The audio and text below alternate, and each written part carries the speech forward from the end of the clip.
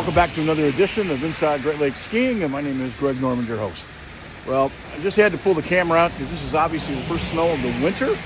We can't wait. I'm not sure all this will stick, but to see the white stuff finally get here is pretty good. We got the wax on the skis. We just got to wait for the hills to open, and we should be in pretty good shape. They're skiing out west, and we'll kind of move forward from there. We've got a great show for you, so hopefully you'll enjoy this and keep praying for snow. We'll be back in a second.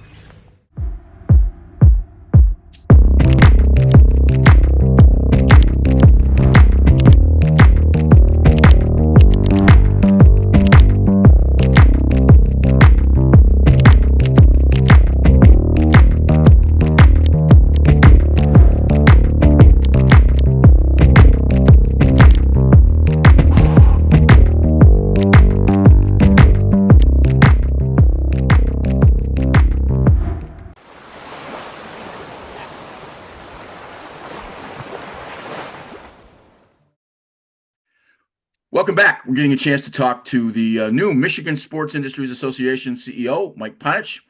Mike's going to talk to us a little bit about the organization. I'm not so sure the organization, it's known by its activities, but I'm not sure they know it by its acronym as much. And we're talking to you from the southwest part of the state. Not quite as cold as we'd like it, but first of all, Mike, thanks for taking some time. And tell me a little bit about the organization. Yeah, so the Michigan Snowsports Industries Association, otherwise known as MSIA, like you mentioned, the acronym. A lot of people know the acronym, I think, but they don't know what it means or what we do. We are an advocacy group. I like to look at us as kind of a left arm to the right arm of marketing for all of our ski areas that are members. We're trying to promote skiing in the state of Michigan, get people to come out and enjoy winter. We also have a branch that looks out for our ski areas as opposed to marketing.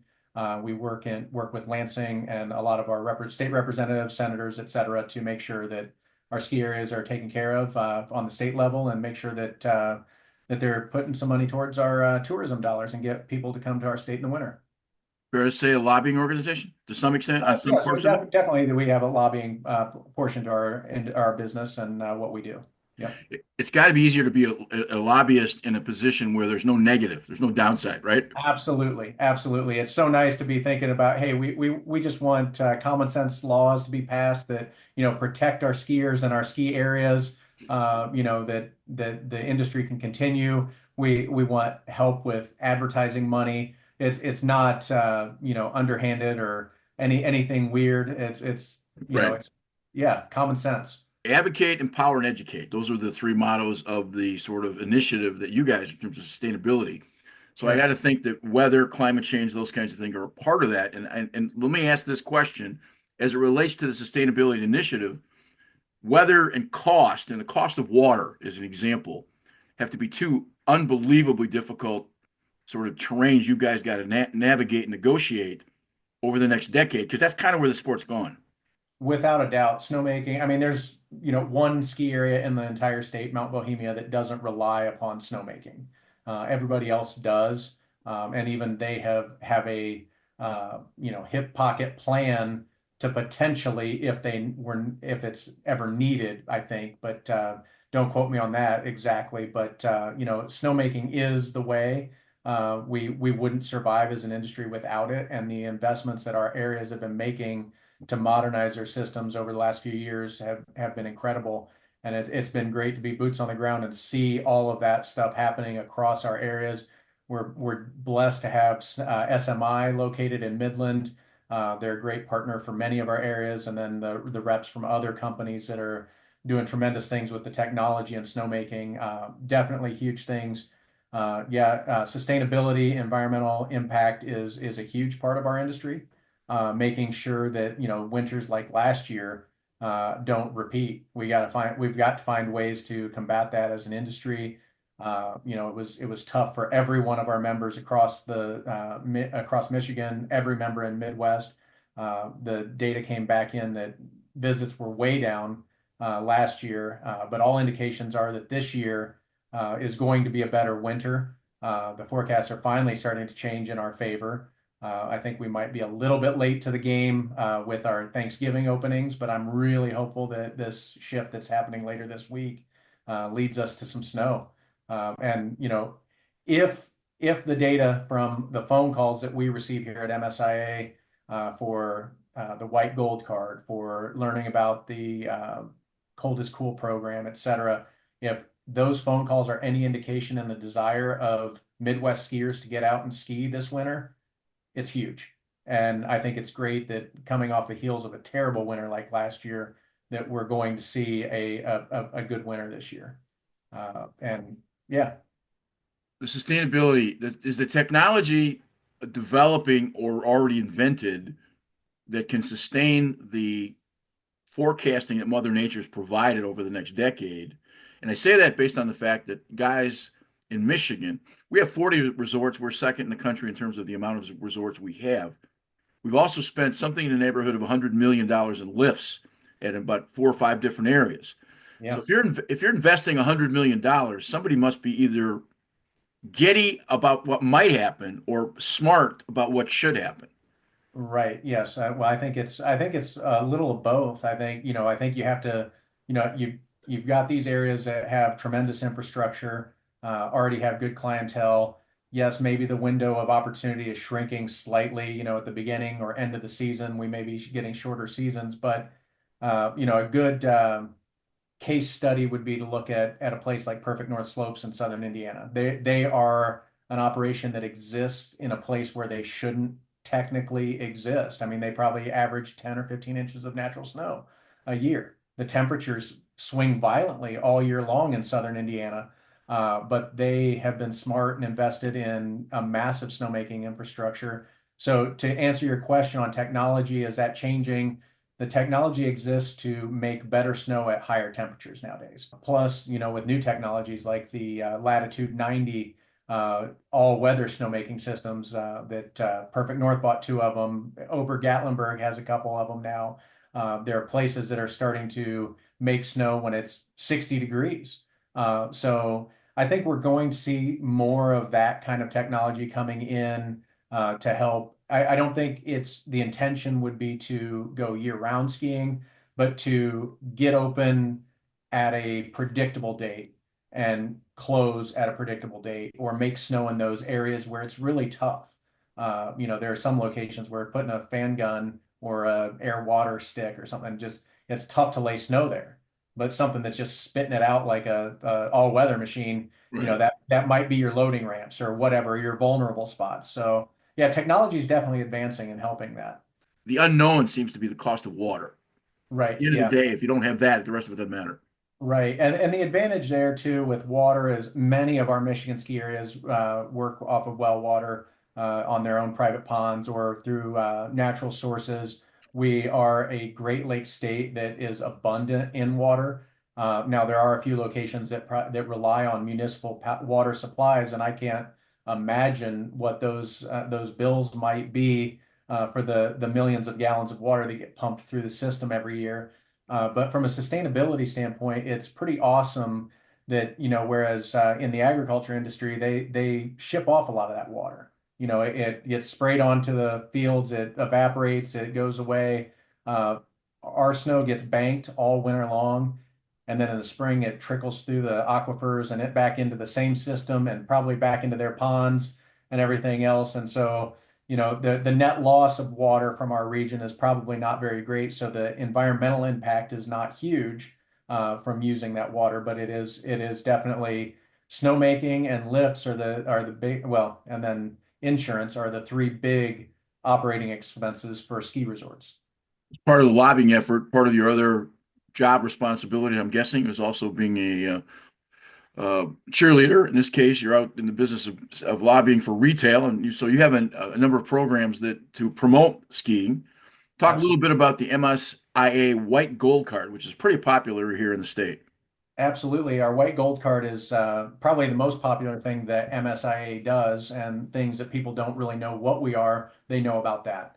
The white gold card gets you access to every one of our member areas. So there's 33 members on it this year that gets you a lift ticket at each one of them. It was $349, I believe.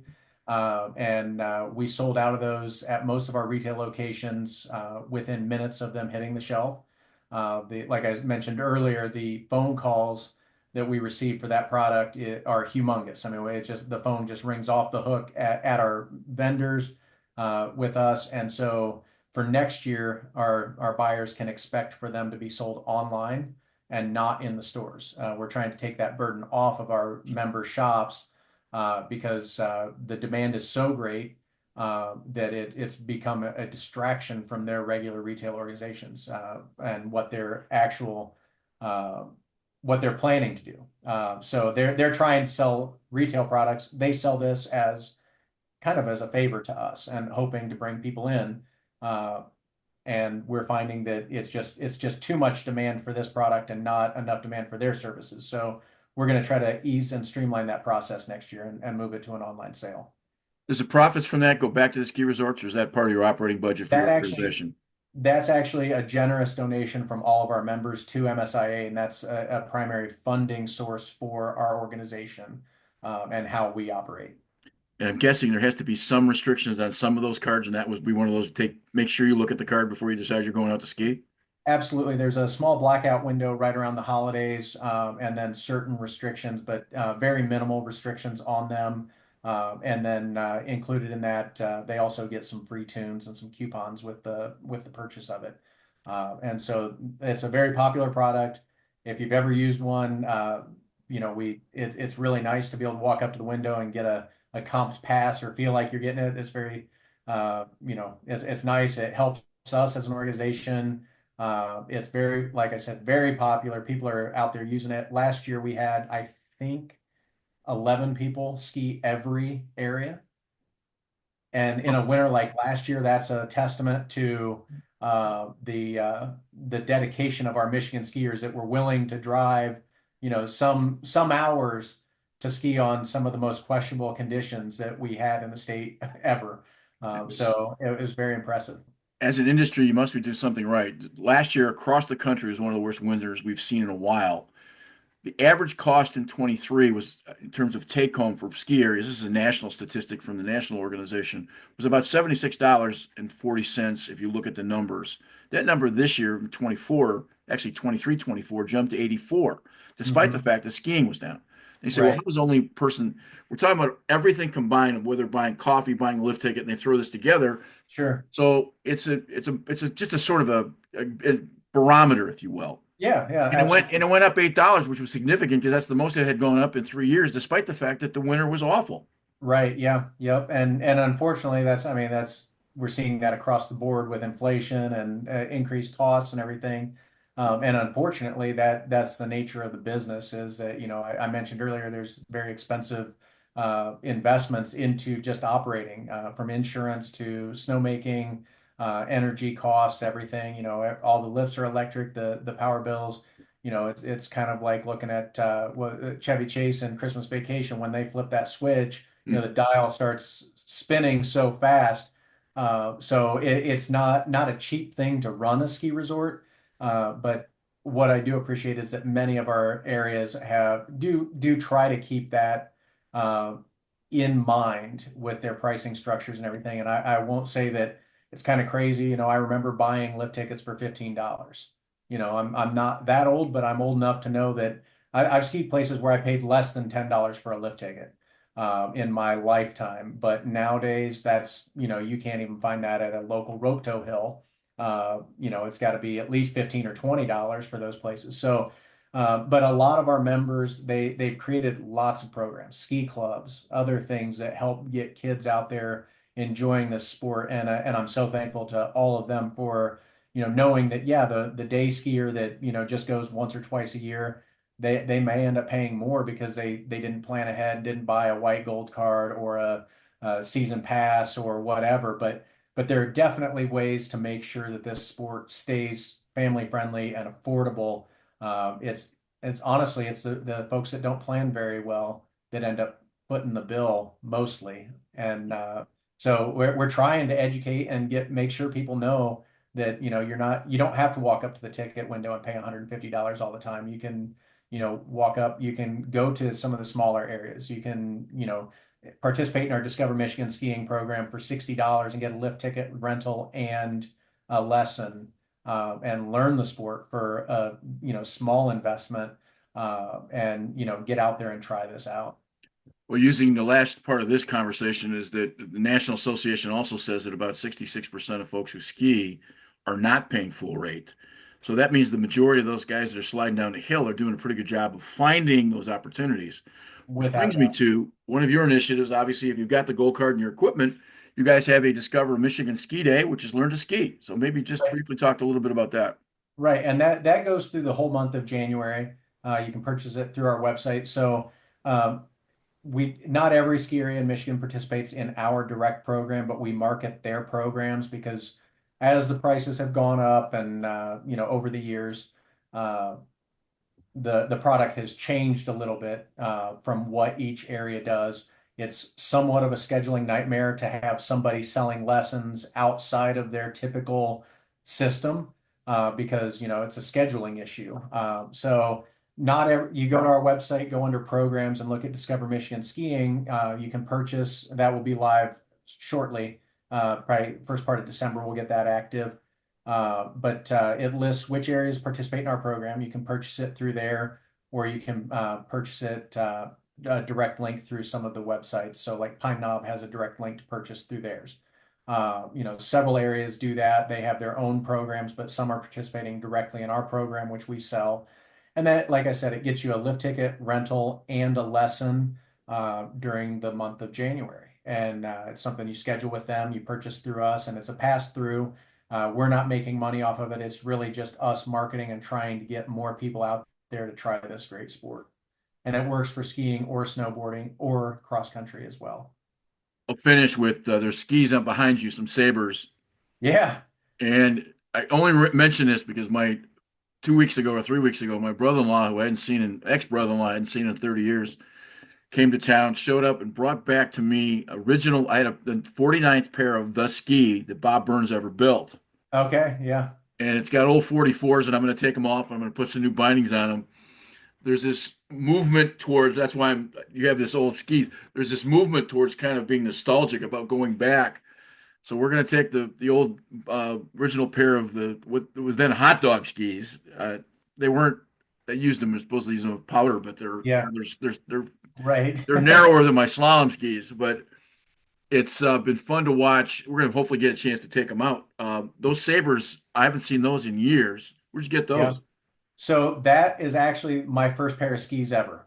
Okay. So when I started skiing, I was 7 years old. Well, I started younger on a pair of little plastic red skis that just strapped over your boots. And I used to run out anytime we got a flake of snow. I'd slide down the hill in the backyard. I'd make my dad pull me around in the yard and all kinds of stuff.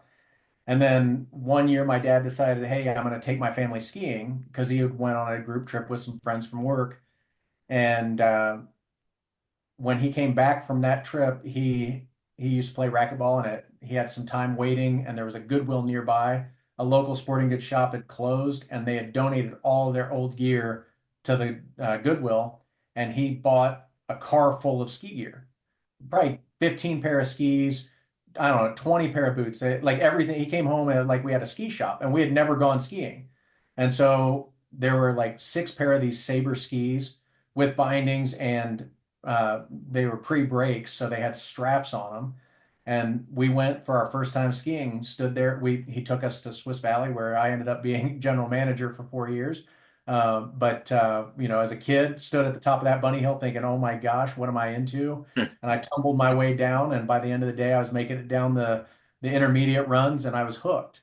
And then a few years ago, my cousin happened to tell me that they still had these skis in a closet, and I got them back and was very happy to have them because it's the first pair of skis I ever tumbled my way down a hill on, and it started my whole thing. So that's why they're up there, and I wish you luck. I hope you wear some knee braces and other stuff when you get on the old ski, and be cautious. Good luck with your with this winter. We hope that good things happen, Thank you. and maybe we will find ourselves along the trail somewhere.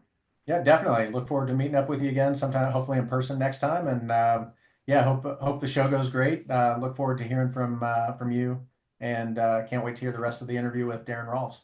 Thanks, Mike. Yep, thank you, Greg. This week, we ride up the chairlift with U.S. ski team racer Bella Wright. we don't just repair injuries, we look within to harness the body's own power to heal and decipher the delicate balance of tendon, cartilage, and bone. Developing new treatments so you recover faster. The Steadman Clinic and Steadman Philippon Research Institute. The future of orthopedic medicine is here.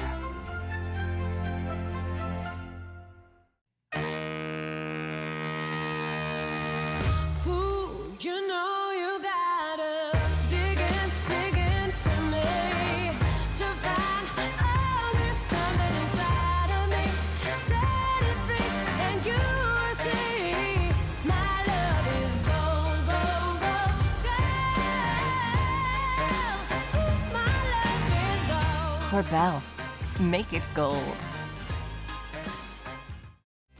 Today's chairlift interview is with Bella Wright, U.S. ski team member and speed specialist. How did you get into speed?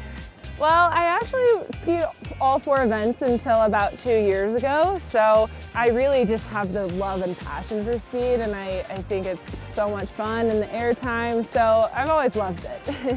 What do you like better, Super G or downhill?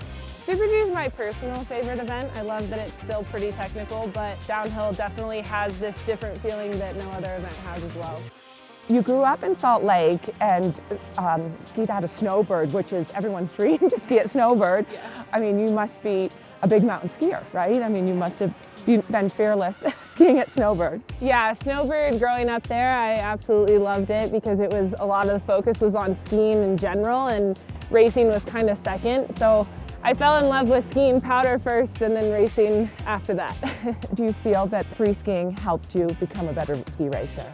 I think so. I think it's a really important thing to have in your skiing, and I think it just helps you deal with all different types of terrain and snow conditions, and you can adapt much more as a ski racer. That's a good tip for a young skier coming up. Do a lot of free skiing, Yeah, right? that's one of my #1 tips for sure. What were the benefits of going to Aspen for training? Yeah, Aspen, what's great about there is you were actually able to train 4 events, which at Snowbird is a little bit harder. We had early morning Super G, so Aspen was great for the speed training as well as the tech training.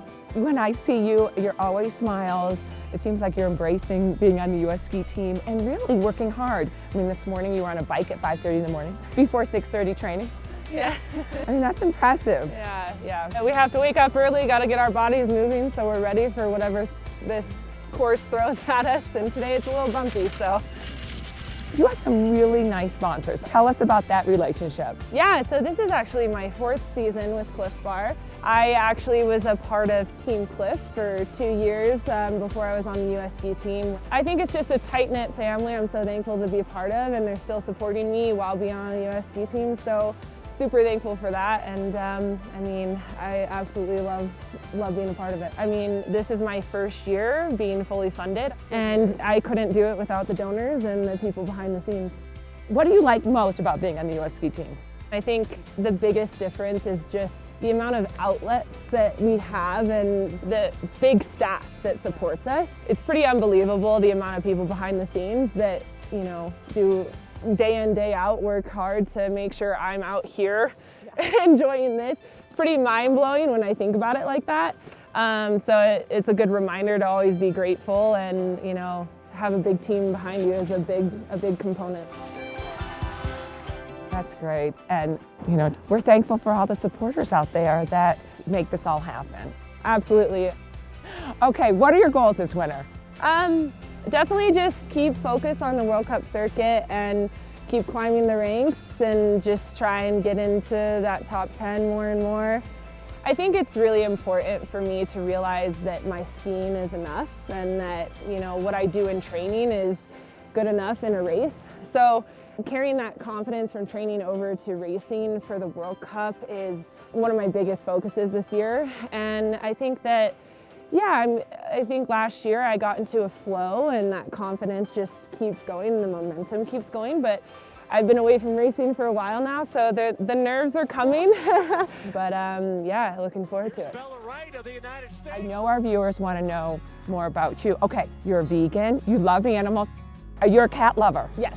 Me too. I love all animals, but I'm a big cat lover. All right, what else? I want to attend culinary school one day. Okay. I love cooking, and I love painting. So anything artistic, creative, that's kind of my escape outside of ski racing. So I'll go into a creative side of world after this, I'm sure, but we'll see when that time comes. It seems like speed skiers don't go on to NCAAs because, you know, you're now specializing in going fast. Yeah, and I was pushed towards college a lot when I was younger, but it was never really my dream to ski for college. I respect the people that do, but my dream was to chase the speed dream. All right, well, we got a speed skier right here, and we're gonna be cheering for you because you just are so passionate. I love it. Thank you.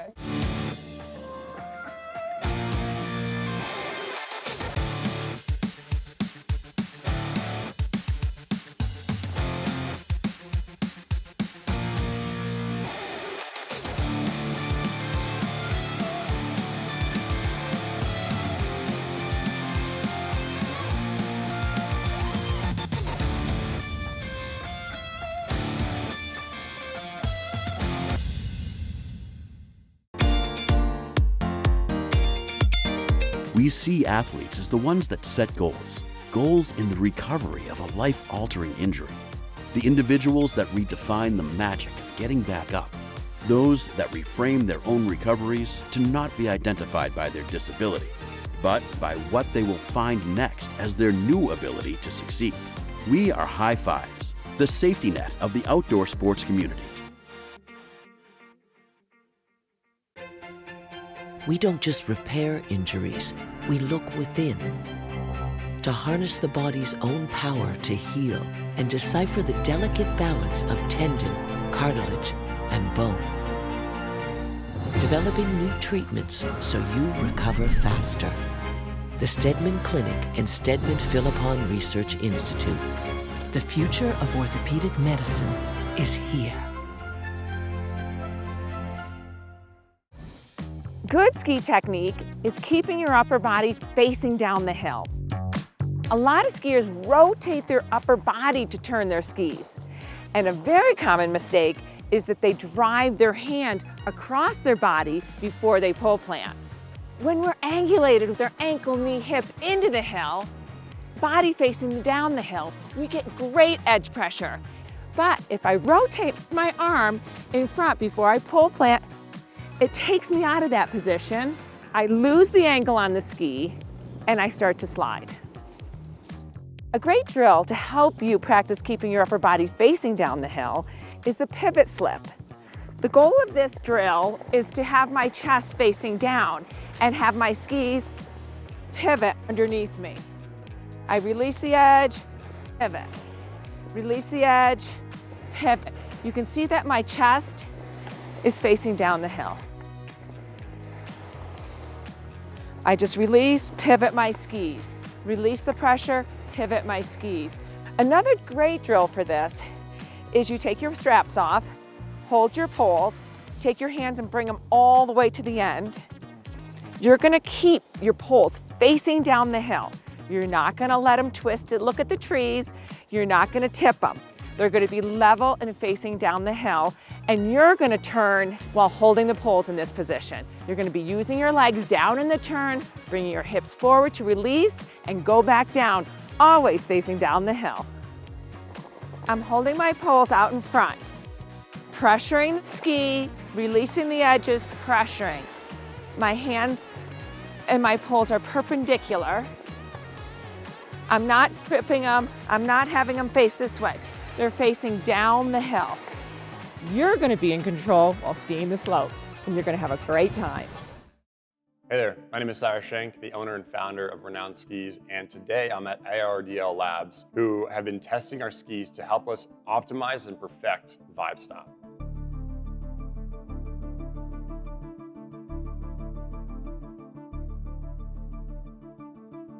So behind me here is a ski on a shaker table, and essentially what that means is that it moves the ski at a certain frequency and amplitude, and we put accelerometers on there, we measure that, and it tells us what's shaking, what's not, and how we can improve that with putting more Vibe Stop or less Vibe Stop. It's actually really straightforward, It's one of those things that no ski company does. People take a ski, they go skiing, and they say, that was fun, that was not.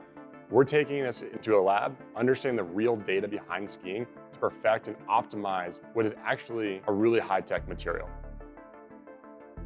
The first step here is to get a baseline. We want to figure out how our skis are performing at a numerical, quantitative level.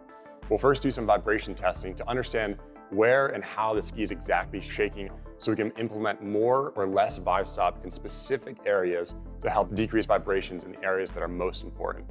Once we figure all this out, it's back to the production floor where we'll build and test 5 new variations just to find out the perfect one.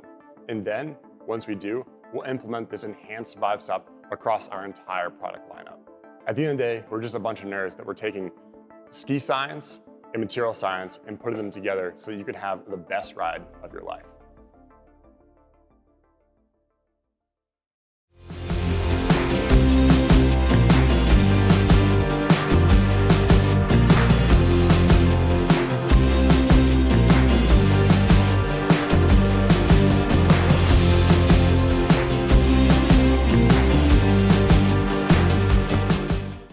Welcome back. We're talking to Fischer ski representative Jon Theis, who represents the sort of the western end of the Great Lakes for Inside Great Lakes skiing, and we're talking to you from Steamboat Springs. We're going to talk everything Fischer skis this week, and I appreciate Jon, you taking a couple of seconds away from your holiday skiing up there in Steamboat. Correct. How far are you from the famous barn? Oh, maybe half mile, but I'm right. We bought a condo here 30 years ago, which was more affordable. We're basically right at the base. You don't see the great Billy Kid hat anymore. You kind of see him around town because Billy's in his early 80s. But once in a while, you'll see him at the base of things. But that's yeah, he's still around. He's still their spokesperson. Yeah. Well, listen, we're doing segments about new skis. We're going to cover a lot of stuff, so we thought we'd cover the basis with you a little bit. I want to start at the bottom end of sort of twin tips and then kind of move up to racing. And Fischer, which has been obviously a great product in the marketplace for a long time. You have a new product called Nightstick. Maybe explain Correct. What it is. Yeah, so basically it's going into the twin ski market, and Fischer was involved quite a bit in twin skis, and they kind of left it for a while. And the reason is they wanted to focus on other parts of their line, and they wanted to make sure they had product that was more durable. Their philosophy in their skis for the twin tips is not only should it work well in a terrain park, but also ski on the mountain. So they wanted a product that would hold up on the terrain park. So one of the signature features of that ski is underneath the foot area where you jump on a rail, there's an extra layer of titanium just above the edges. And so now when you jump on there, you're less likely to damage an edge or damage the ski in general. Just makes them more durable with that. And then they also want to make sure they're skis that will carve well. So right now we have 3 models. We have a 90 underfoot, a 97, and then a 107. And the 90 is pretty much your terrain park ski, but it'll still carve. That's the people that's going to want to spend most of their time in the terrain park on it. The 97 is targeted for maybe as I get a little bit older, I'm not in the terrain park as much, but I still want to go some, but I want more of an all-mountain ski. And it's just going to be a fun all-mountain ski that, okay, if I jump in the terrain park, maybe I'm a 40-year-old that isn't quite as active in the terrain park, it's a great ski for him. Then the 107 is truly a twin all-mountain ski, made a little for softer snow conditions, out west skiing. Yeah, if you jump in the terrain park, I mean, you could use it, but really not aimed at that type of skiing. Jon, what's the price point for the night? Ooh, I don't remember off the top of my head, but I have it right here. So I'll give you what's called the MAP pricing. Right. Okay, so that's the manufacturer's suggested retail price of that. If I were to go down to my local ski shop and I saw the skis, they'd be in the what range? Yeah, so in the Nightstick 90, which is our best selling, is $549. Okay, that's a good price. Yeah, then the 97 is $599. Okay. And then the 104 is 649. Well, let me move up then. And there's been this kind of discussion in the last couple of years, all mountain versus a sort of a hybrid race ski. And Okay. there's been a real separation in those skis. 5 years ago, you had an all mountain ski and you had a race ski. Now you've got sort of levels of, you've got an all mountain ski that's, got a 14 meter turning radius. That's not an all mountain ski. That's a race ski with a different Right. top sheet. That being the case, probably one of the most successful lines of skis in any company is the Curve. Right. And the Curve is targeted more for carving, still all mountain, but carving. And, to an Austrian, if his skis don't hold on ice, they don't sleep at night, right? Right. So they're very, very much geared towards strong edge grip. But one of the things, and I think this has been true in racing, I know you've had a background in ski racing as well, is that Fischer skis will hold well on hard ice back, but based on the tip and tail design, they're easy to initiate the turn, easy to finish the turn. And the advantage is that the skis are really easy to ski on, but extremely good edge grip with it. So the Curve really fits into that. So as you mentioned, we used to, as I grew up, maybe you grew up, you would take your GS skis and maybe make that your all mountain ski. Well, guess what? With these Curves, you could take those race constructions. So we get the World Cup edge grip that we are used to, but with a wider platform and more radius, and they're just easy, fun, good carving ski. So the top of that Curve line is that we call the Curve, all right? Right. And that was designed to be really a GS World Cup ski, but lots of side cut to it. Depending on the size, you're looking at that from 14 to 18 meters of radius, which is quick turning. Right. The ski is a little bit narrower to do that, but it's for that person that's never going to race again but wants to have that race feel, it's amazing. My favorite ski though of the Curve is called the Curve GTX. So that is a little softer overall flex. Partly, I guess, by age. I mean, not as strong a skier as I used to be, but it's also it's 78 underfoot, so it's a little bit wider. And now, to me, it's truly a little bit more of an all mountain. Yet it leans towards carving, but if I'm out in Steamboat, and there's a little bit of loose snow, it's still going to charge through that, which you'd normally see in a wider ski. And then from there, we go down to our recreational line. So we have what's called a Curve GT, and that's 86 underfoot. And that's a little bit softer than the other Curves I'm talking about, but definitely all mountain performance, expert skiers. A number of my shop owners, that's their favorite ski to ski on. That's what they go on to ski on when they go skiing. And really, truly, you could ski out west. I would say when I go to Steamboat, where I like to ski a lot, I probably ski on that more than 50% of the time because it's just a great all mountain. Only when there's softer, really powder would I take out, one of the Rangers or something. And then from there, we go down to, we have what's called in the GT80, GT78. They're narrower underfoot, a little bit softer. So the 80 is designed for advanced to expert skiers looking for more carving ski all mountain. The 78 is more that solid intermediate skier. And that's kind of, in a nutshell, the Curve line. All of these skis have 2 layers of titanium. They have wood cores so that they're, really good snow feel, strong skis. And, part of where Fischer hangs their hat on.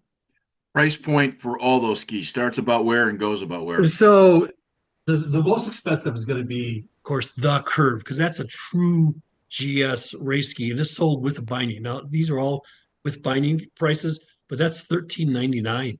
Okay. So that's up there, yeah. And then the Curve GTX is $12.99, which, like I say, is just an amazing ski on that. Then as we go down, you're looking at, it goes basically at $949, $849, $749 with the binding. So you can still find a Curve in under 1,000 with bindings. Yes, especially with the Curve GT86. If you've got a expert skier, performance skier, they will not be disappointed. And that's at $949. You guys have as good a line of race skis as anybody. And I asked a question earlier as we were talking before the interview. I'm so used to, a hole in the end of the Fischer, and I noticed a picture a couple days ago when somebody at the World Cup that was skiing a slalom without a hole. And you got to take me through the race line and the GS stuff, and especially in the Midwest, we don't have downhill or super G. So Right. So our GS skis really haven't changed from last year. The only thing that we did change on them is we have a new, basically aluminum plate. So the aluminum, it was before it was a plastic plate. And what the plate does is drives the power through the tip and tail, but at the same time allows the ski to flex underneath the foot. But the aluminum plate, it's actually pretty pricey. My son is involved with the race department at Fischer. He's tried to source these things out. I mean, you'd be shocked if you knew. I mean, that's probably the most expensive part of the ski right now, is these custom plates that go on to these skis. That's been the big change, and that's on what's called the World Cup model. And then the FIS model is with a plastic plate. Then in the slalom, we really didn't change from last year, except for the World Cup model, where we're introducing a new construction, basically, which allows us to take the hole out of the ski, because the hole was designed to reduce the weight at the tip and tail. I don't know if you ever noticed it, but at the tail, there was a small cutout at the tail.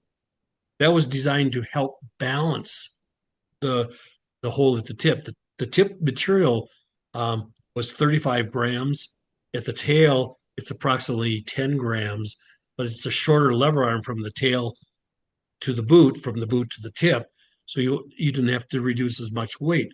But if you have less weight out there, that meant the ski was not vibrating as much. You got more control on ice, hard pack, chatter. It was a huge, problem with vibration. Because some companies do put, rubber dampeners and things like that on their skis. But the problem with that is you lose liveliness. Anytime you add material like that to the ski, it feels deader underfoot. And that's what we're trying to avoid. Right. So we use, other technology to absorb the, vibrations of the skis. I can also assume that the race skis are going to be at the top end of the price range for most of Fischer skis. They are, and we have what's called, most people sell it what's called the racer price, and I don't have that right in front of me. The retail price of the skis is $1,349, but with the racer price, it's more around $1,000. Yeah, that's without a binding. That's what almost every shop that you go into, you're going to buy it at a racer price on that. And to be clear, Fischer does have their own bindings for those skis. We do. So we do have a Fischer binding. It's made for us by Tyrolia. We partner with Tyrolia on that. We think it's the best system out there, and we've used them for a long time. So it's truly it's still a Fischer. We still have to indemnify it and stuff. But it allows us to pick and choose exactly what we want onto our skis to get the best performance. But we have a pretty strong strategic alliance with the Tyrolia. You mentioned the V cut out of the back of the slalom ski, and I'm thinking that we've joked about this a little bit on air, that the guy that designed that must have been original Hexel designer, because if you can remember the old split tails. And I do remember that, yeah. You got to be an old guy to remember the split tails. And the only thing those things were good for was sending up a rooster tail as you would ski down the hill, especially on hard pack. And if you skied behind it, you'd just get the spray in your face. Well, Jon, I appreciate your time. And if you're looking for Fischer skis, if you've noticed that during this interview, we've obviously put pictures up of the skis we're talking about, some of the folks that are using those skis. So get a chance to take care of that. Under your name is the Fischer website, so you'll be able to check out the website, and we hope to find you on the snow at some point this winter. Yeah, that'd be great. Appreciate your time. All right, well, thanks.